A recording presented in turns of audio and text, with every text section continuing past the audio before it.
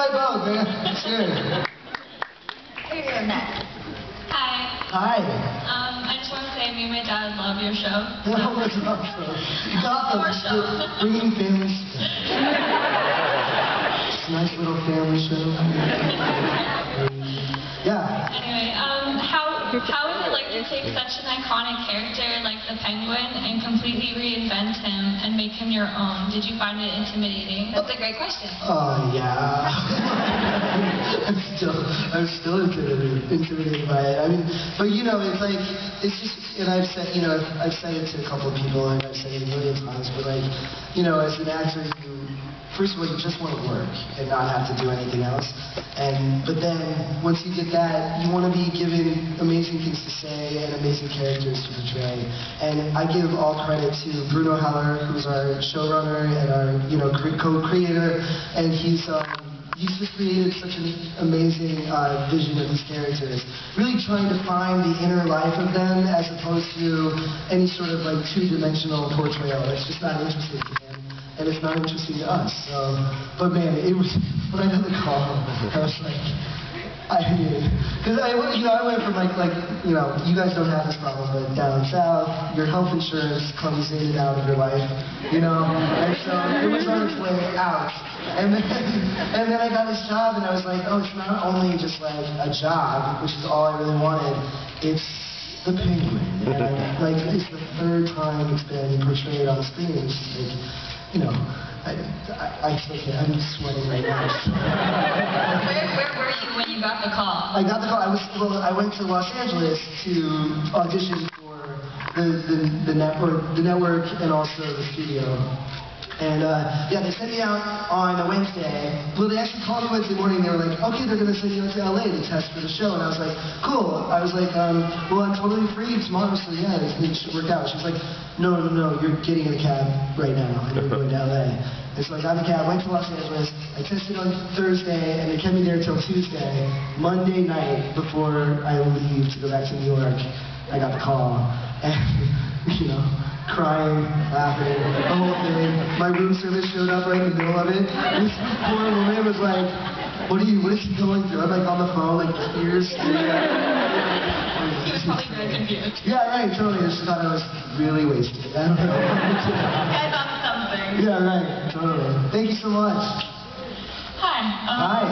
I just wanted to say, I think, before I watched your show, I was never really interested in the character of the Penguin, and your portrayal just made it so much more interesting for me, and you're my favorite part of the show, so. Oh, yeah, thank you so much. Thank you.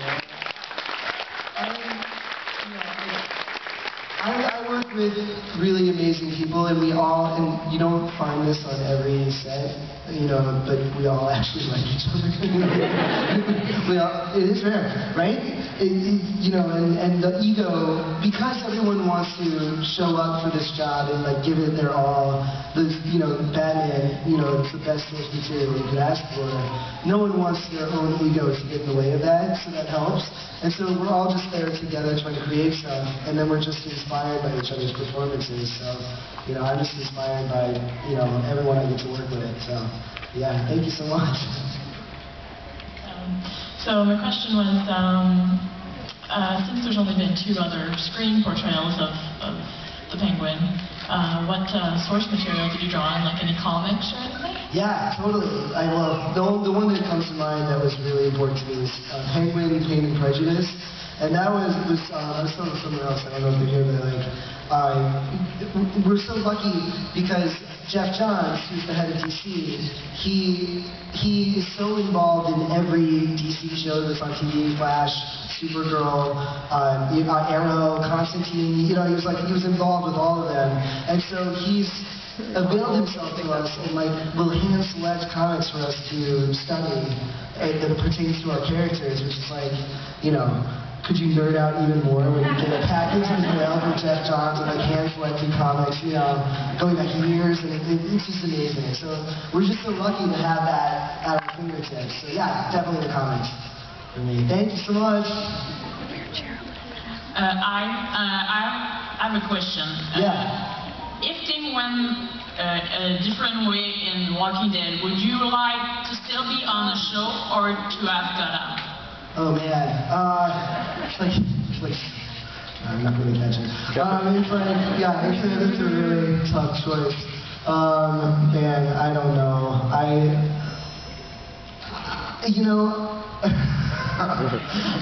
loved my Walking Dead experience so much, and like to be able to work with, and again, it's a very similar thing because the people on that show also really enjoy each other, and it really feels like a family.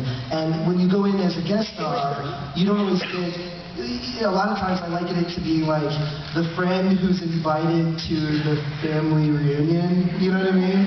Like when you're guesting on a show, like it's like you're stepping into this party that they've all been having for the last like 5 years.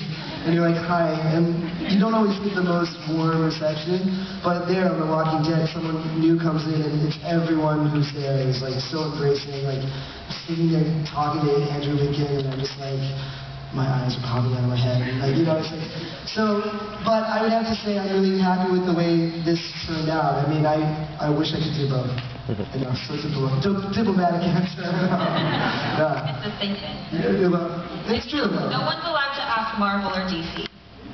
Hey, both. Both.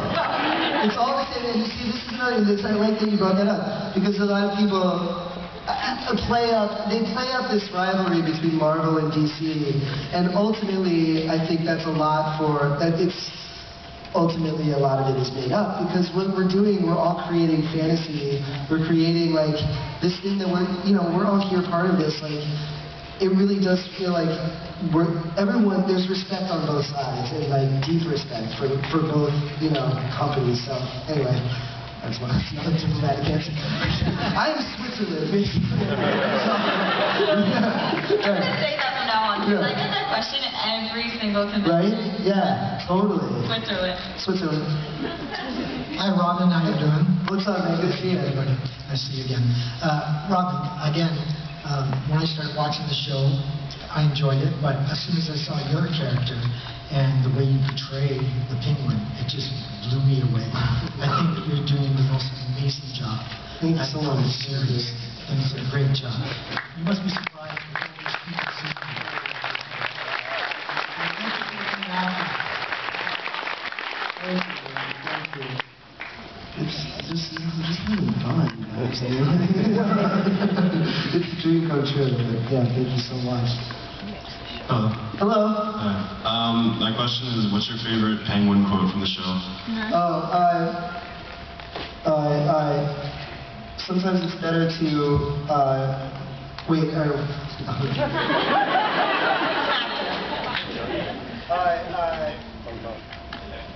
it's better to, honk honk, how's that?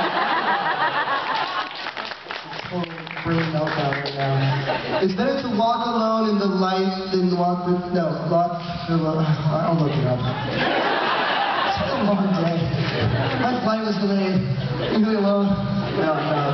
But yeah, honk honk actually is really good one. Thanks, man. Thank you. So I was really getting into Gotham, but the point I think at which I was like, wow, this is amazing, was the reveal where you had basically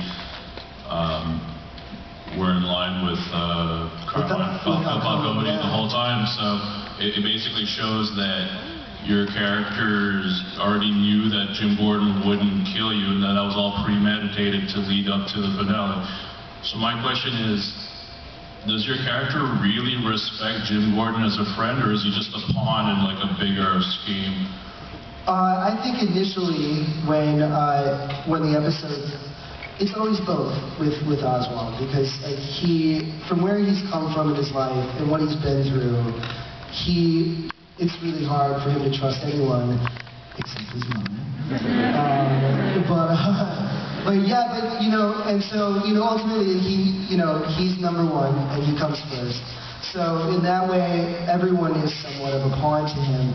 But I really do feel that he found something in Gordon that he wanted to, you know, be close to it. He doesn't have any friends. And when he said in an episode around there, he says, you know, I met a friend today, he really does think of Gordon in that moment as a friend, as someone that he can trust. Because really, the way they're both similar is that they both are incredibly stubborn characters, and they both like have this, you know, this resolution within themselves that's sort of unparalleled with anyone else. And so I think that's what he sees about Gordon that he respects. And then, but now, you know, after the finale, you know, when, I don't know, this is a spoiler alert. It's out there already. I'm not spoiling anything. When Gordon is just going to leave him to die, Oswald doesn't forget that. And so going into the second season, you're going to see a lot more tension between the two of them and their relationship. It's like a rubber band. It like pulls out and then snaps back. And it's really fascinating to play. So thanks a lot. I hope that answers that. Am I making sense? Probably we both said. I don't know. I'm good. How are you? Good. So your walk on the show is pretty fantastic. Thank you. I was wondering if you could maybe show us how it's done, because I try to show my friends. Okay, so this is the thing. Common mistake. So it's always your right foot is turned out as far as it can go, and this one stays pretty, pretty straight. Thank you. What is my problem today? And a lot of people make the mistake where they'll drag the foot. It's not a drag.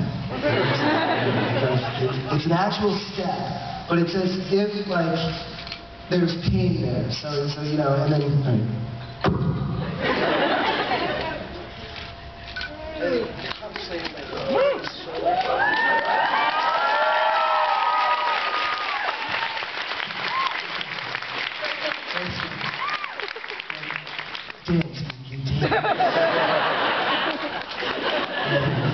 Hi, how are you? Hi. Oh, okay. So, first of all, I want to basically thank you because of your character, I'm open to the whole DC world. I'm a Marvel person, and I did have that little like, oh my God, Marvel and DC and whatever. And now you're Switzerland. And now I'm Switzerland. Very good. Yeah, because I'm actually dressed up as Wanda Maximoff from the Marvel world, and now I'm here like, and it was because of you. I saw a scene. I wasn't gonna watch the show, but I saw a scene with you in it, and I was like, I need to see this because this guy is amazing. And basically, my question is, do you hear that, Warner Brothers?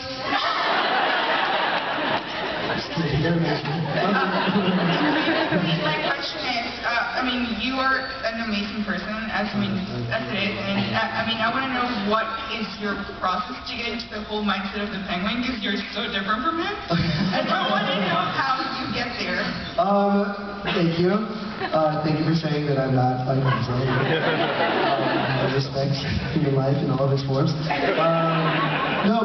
So yeah, I'm really lucky because because there's a physical transformation that happens every time I go in for work. Like I sit down in the chair and I get the nose put on and like the skin stuff, and then they paint my teeth, and you know that takes about an hour. And then after that, like I sit in the hair room, they do their thing, and they dye my hair, the whole thing is crazy. And then after that, I go and I put on these insanely amazing costumes that have been made for me, for my body, which is the craziest feeling ever, because it's like, oh my God, clothes can fit. Wow! But so yeah, and so all those pieces come together, and then on top of it, you know, the scripts are written, the voice of Oswald is so clear in the scripts.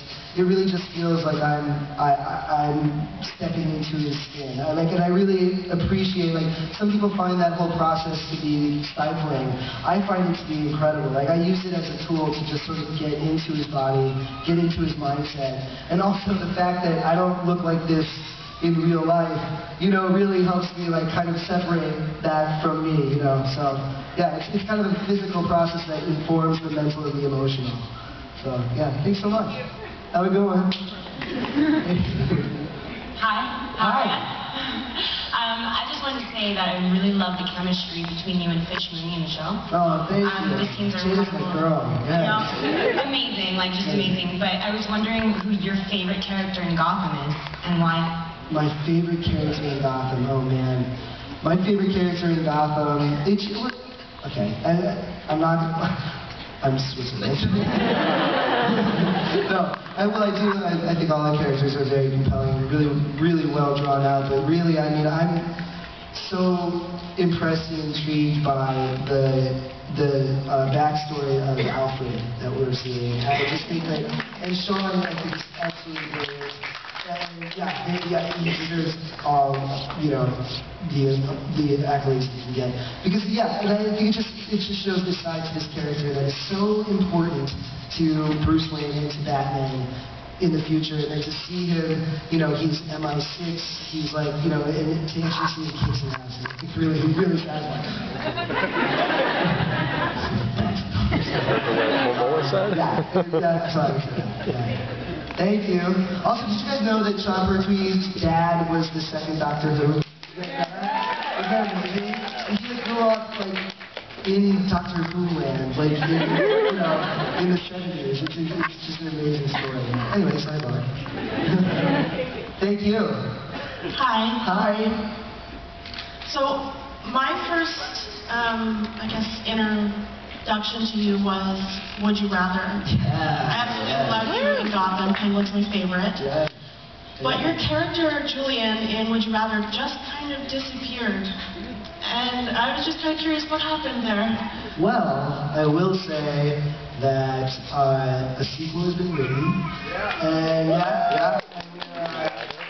we're getting, it's an independent film, and thankfully, IFC has been incredibly supportive of this film. I mean, it's bizarre that, something that was, such a small budget has gone as far as it's gone, and it still goes.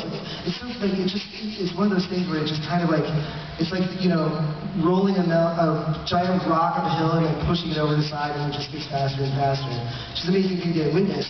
But, with every independent film, it's a matter of getting the financing together. So, hopefully, maybe if we put, if you guys are really into it, we're going to put out, a Kickstarter or something to try and get it off the ground, and also, just get more investors involved, and hopefully we'll be shooting it next year. So, cross the fingers. Yeah. That was not me. What did you guys have to promote that? I was just putting the information out there. Do with it what you will. But thank you so much. And also Jeffrey Combs is here, who plays my dad on Would You Rather, along with, he was the Reanimator. Genius, amazing movie, right? Yeah, it's just amazing. So he's here, he's out there, go say hi to him, he's amazing dude. But yeah. Alright, hi. Hi, Robin. I was wondering what's his favorite part of Oswald and where you want his character to go? Oh, wow. My favorite part of Oswald is, there's lots of things that I like about Oswald, but really I would have to say his resilience. I mean, how many times did he almost fight it? And it's his resilience, but also his ability to see not just, one step ahead, but 5 steps ahead, and also keep all of these players in Gotham City in his mind so that he can anticipate their next moves. I mean, it's just, I can't play chess at all. He can. That's one of my favorite things about him, So, yeah, I would say that's what I would say. Thank you so much. Hey. Hey. I just wanted to tell you that you're actually my grad quote in the yearbook. Yes, that's nice. I made it. No, it's the line where you said we're not defined by, it's not our enemies, or it's not our friends, but our enemies that define us. It's not our friends, but our enemies that define us. That's what I meant to say as my favorite. We can go back and, We can edit that. Awesome. I just wanted to know if there was any talks about fattening you up for later on. I see it's pretty big and you're not at all. Right. So are they feeding you more? Or I surely wouldn't mind if I gained a few pounds, but my cholesterol couldn't take it. So we're going to be building a fat suit. That's what they'll be asking for. So we'll see. Are they also going to poke you in the eye so you get the monocle? Stay tuned. Awesome. Thanks, man. Wow, hard to follow all those questions. No worries. Okay, so many of them said. Okay.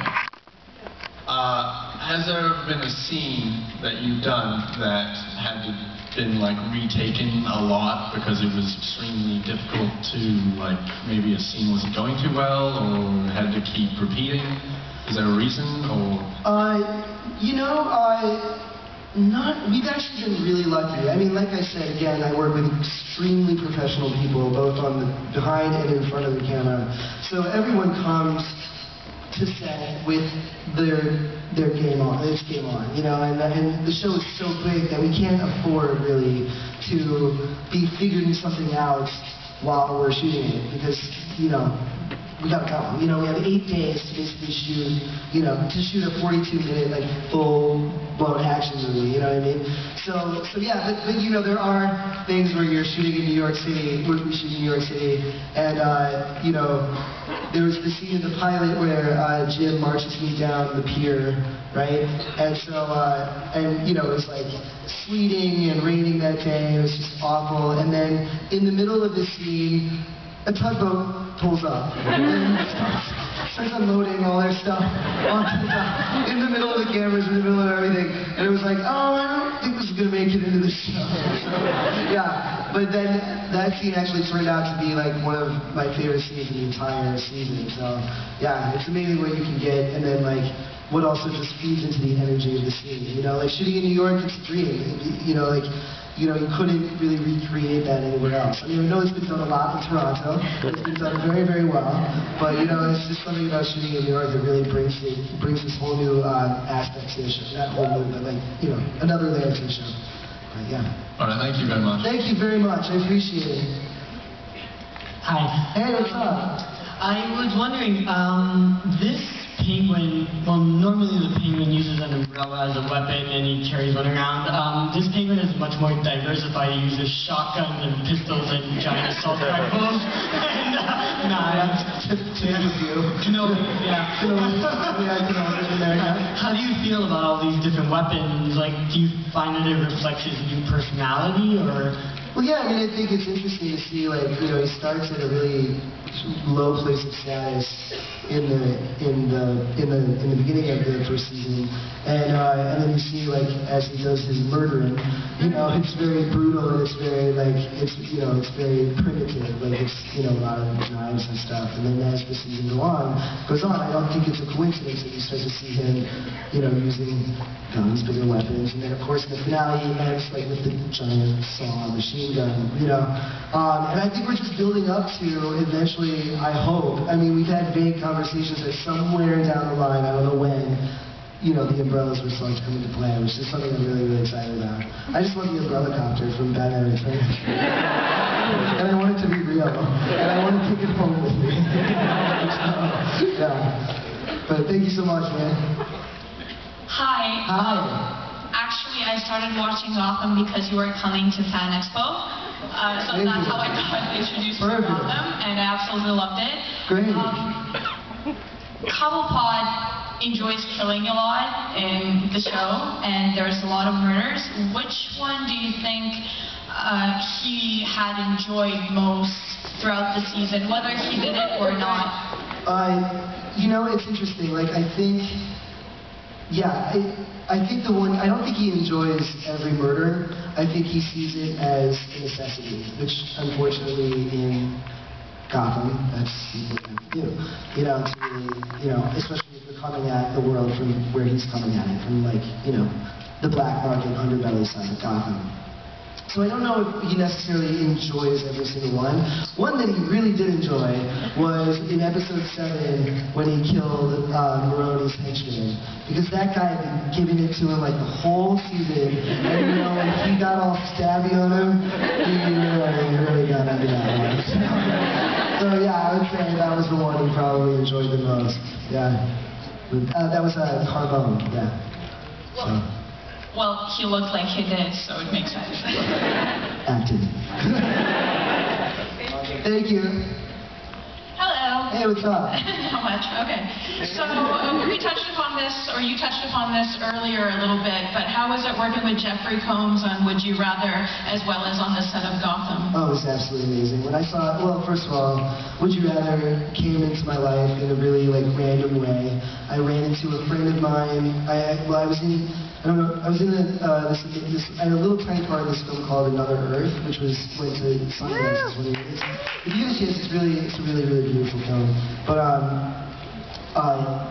anyway, so I was at the party at Sundance, and everyone's talking to each other, and then my friend David, Guy Levy, walks up, and he had produced another film that I was in, tiny part, called August with Josh Hartnett. It was a couple years before that, and we just started talking, and he was like, yeah, I'm kind of writing the script, I think you should be in it. And it was like, okay, any work, anything to get me out of the house was really welcome. And and then I find myself, a couple months later, in Los Angeles shooting this amazing film, and I'm sitting across the table with Jeffrey Combs, who's an incredibly delightful, giving, loving person. Everything you could ask for in a scene partner, and also just, just someone whose work I had admired for so long. The Animator was one of my favorite films, is one of my favorite films. And so, what's that? Oh yes, right.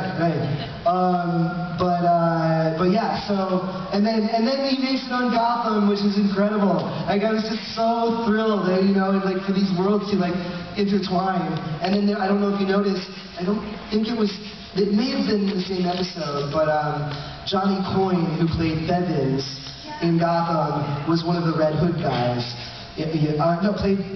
Played Bevins in Would You Rather, was one of the Red Hood guys in Gotham. So it's amazing that Would You Rather coming back into Gotham is really exciting. But am I making sense anymore? Okay, thank you so much. Hey, how you doing? Good, how are you? I'm good, thanks. Wonderful.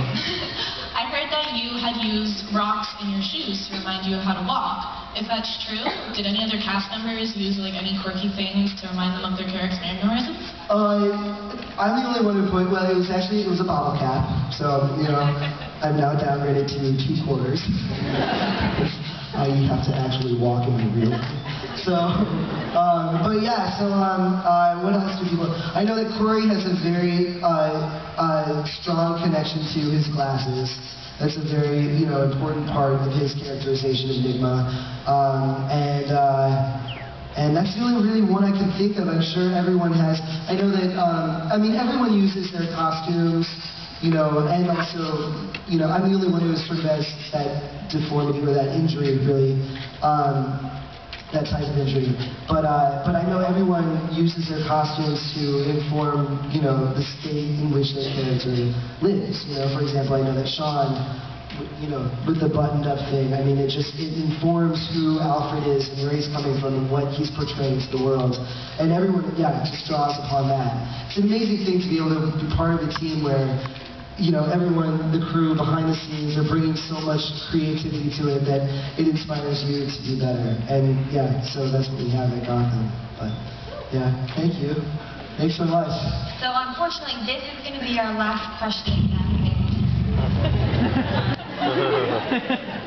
So make it a good one. Oh, okay. Pressure's on.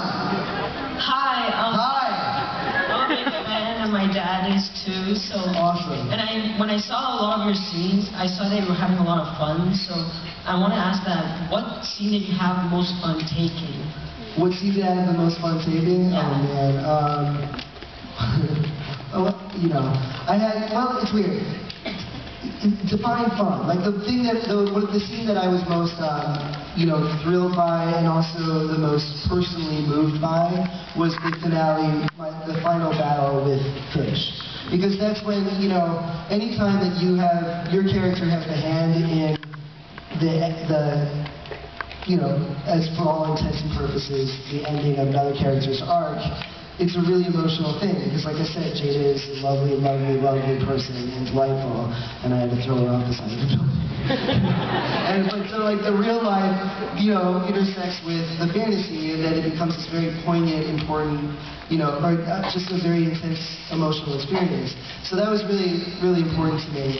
But really, what I had the most fun with was the scene with Corey Michael Smith, Edward Nygma, in the police department. It's just so weird. We're both such weirdos. But we're coming at it from such different places that, we had a lot of fun with that one. So anyway, yeah, thank you so much.